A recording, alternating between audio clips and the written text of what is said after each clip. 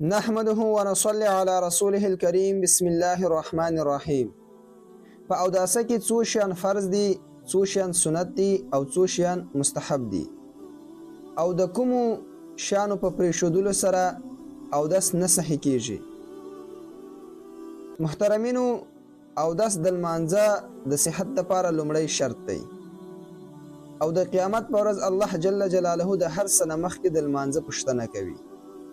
که د چا لمونځ صحیح وي نو د هغه ټول عملونه به صحیح وي، او که د چا لمونځ صحیح نه وي نو بیا به د هغه ټول عملونه غلط وي. نو د لمانځه د صحت لپاره لومړی شرط اودس دی. په اوداسه کې څلور شیان فرض دي. اول، دواړه لاسونه تر څنګلو پورې پریول.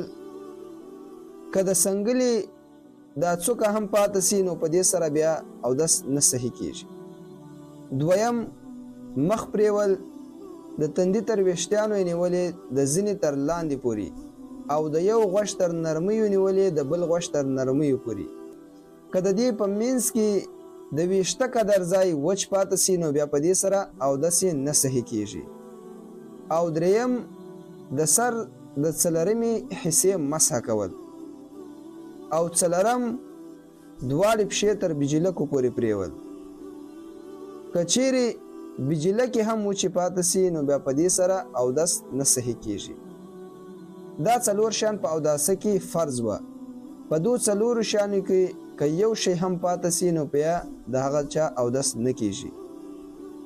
او په اوداسه کې 15 شیان سنت دي. اول، نیت کول. دویم، بسم الله ویل. دریم، دواړه لاسونه تر مړوندو پورې پریول. څلرم، خوله پریول. پنځم، مسواک وهل. شپږم، غړغړه کول.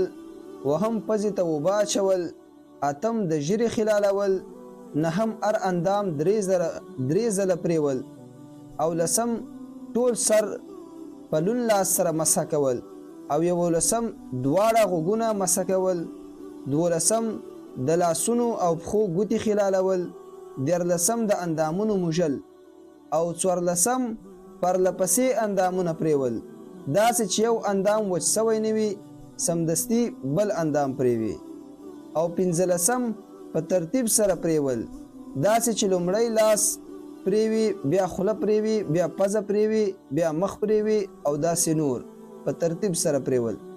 دا 15 شیان په اوداسه کې سنت دي. پکار دا ده چې اودس له ټولو سنتو سره سم وکړی شي. خو که د چا نه په اوداسه کې سنت پاتې سي اودس یې کیږي، خو مکروه دی. په اوداسه کې 15 شیان دا مستحب دي. اول، قبلې ته مخامخ کښېنستل اودس کول.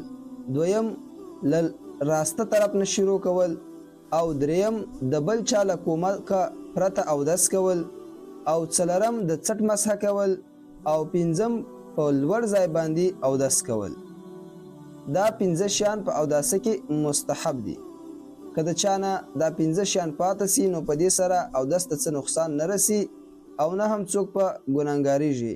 خو که چا وکړه هغه ته الله اجر او ثواب ورکوي.